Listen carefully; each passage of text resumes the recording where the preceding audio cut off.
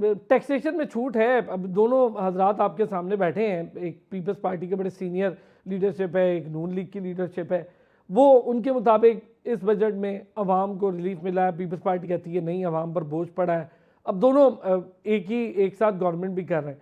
आपको क्या लगता है बतौर इकोनॉमिस्ट, क्या वाकई हम अगर सेहत का शोबा देखें बेहतर हुआ है, हम अगर ज़राअत को देखें कुछ बेहतरी मिली है, टेक्सटाइल को अगर मैं लूँ तो जो बरामदात यानी एक्सपोर्ट है उसमें रिलीफ तो मिला है, जो कुल टैक्स है 2% से कम करके 1.25% हो गया है, टेक्सटाइल की मशीनरी को ड्यूटी फ्री करार दे दिया है। फिर उसके बाद हम एक्सपोर्ट रीफाइनेंसिंग स्कीम उसका रिव्यू देख रहे हैं, वो एकदम से 19 से 4.5% पे आ गई है, 88 अरब रुपए उसके लिए मुख्तस किए गए। तो आपको लगता है कि रिलीफ है? बहुत शुक्रिया अरसलान साहब। देखिए, बेसिकली बजट के बारे में ये कहा जाता है कि ये अवाम के लिए पेश किया जाता है, लेकिन अगर आप इसको देखें तो ये अवाम के लिए तो पेश किया ही नहीं गया। ये तो खवास का बजट है, अशराफिया का बजट है, और अशराफिया ही इस बजट के ऊपर ज़्यादा बातें जो है ना या डिस्कशन करती है। आम आदमी से आप पूछे ना कि 50,000 40,000, जब आपने कह दिया कि जिसके पास 8,000 की आमदन है वो गरीब नहीं है, तो इसके ऊपर तो बात ही नहीं हो सकती। इस पे ऊपर तो कोई गुफ्तगू करने की किसी को कोशिश भी नहीं करनी चाहिए, क्योंकि आप जानते हैं कि एक 8,000 रुपये की क्या आजकल उसकी जो मॉनेटरी वैल्यू है और उस पर क्या कुछ किया जा सकता है। बजट को जो पेश करना था तो बुनियादी रिक्वायरमेंट उसमें बिजली, गैस, पानी, ट्रांसपोर्ट, हेल्थ और एजुकेशन, ये वो चीज़ें हैं जो एक आम आदमी को चाहिए। उसके अलावा तो उसको इस बात की कोई गर्ज नहीं है कि गाड़ी का टोकन कितना महंगा या कितना सस्ता हो गया, गाड़ी पे ड्यूटी कितनी महंगी सस्ती हो गई है। अब देखिए इस बजट में ये जो सूबों से भी पैसे 900 अरब की जो बात हो रही है, ये पैसा सूबे भी अपना पीएसडीपी में कट लगा के देंगे ना वफाक को, तो क्या होगा, सूबों के जो रिसोर्सेज कम होंगे, वहाँ एम्प्लॉयमेंट कम जनरेट होंगी, वहाँ पे तरक्याती काम नहीं होंगे, वहाँ अस्पताल भी नहीं बनेंगे, वहाँ पे एजुकेशन इंस्टीट्यूशन भी नहीं बनेंगे और इंफ्रास्ट्रक्चर भी नहीं बनेगा।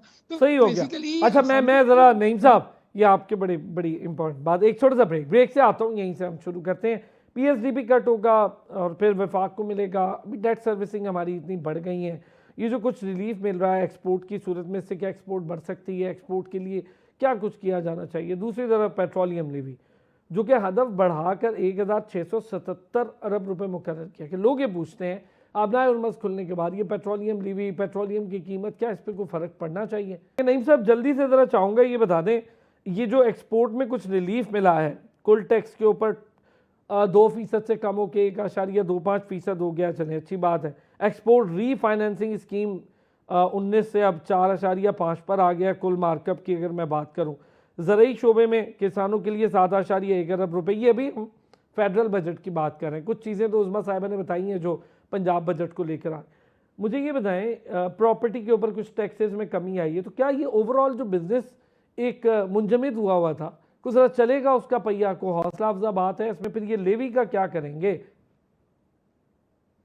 ठीक, हुकूमत की आमदन है 15,264 अरब रुपया उन्होंने इकट्ठा करना है एफबीआर के थ्रू, और 1727 अरब रुपया लेवी लगानी है। ये गवर्नमेंट की बेसिकली इनकम है, जो टैक्स इनकम, वो जो नॉन टैक्स है। इसके अलावा शायद कोई 2,800 अरब रुपया गवर्नमेंट को नॉन टैक्स रेवेन्यू से मिले, जो कि सूबे वगैरह कलेक्ट करके देंगे। कहने का सर, देखें सबसे इम्पोर्टेंट बात यह है कि पहले भी जब पीटीआर था, प्रेजेंटिव टैक्स रजीम था, एक्सपोर्टर के ऊपर कोई टैक्स नहीं था। पिछले ये 2 साल से हुआ ना, 2024 से ये फाइनल टैक्स रजीम इंपोर्ट में भी खत्म हुआ, एक्सपोर्ट में भी खत्म हुआ है। जब उन पिछले 20 साल में एक्सपोर्ट ने कोई तरक्की नहीं की, तो ये विदहोल्डिंग टैक्स तो पार्ट ऑफ टैक्सेशन है, जो आपने अभी नहीं काटेंगे तो साल के एंड पे देना पड़ेगा। बेसिकली जब तक आप एक लॉन्ग टर्म पॉलिसीज अनाउंसमेंट नहीं करेंगे, जब तक आप पूरी बिजनेस कम्युनिटी को कॉन्फिडेंस में नहीं लेंगे, तो 1-8% से कोई फर्क नहीं पड़ने वाला।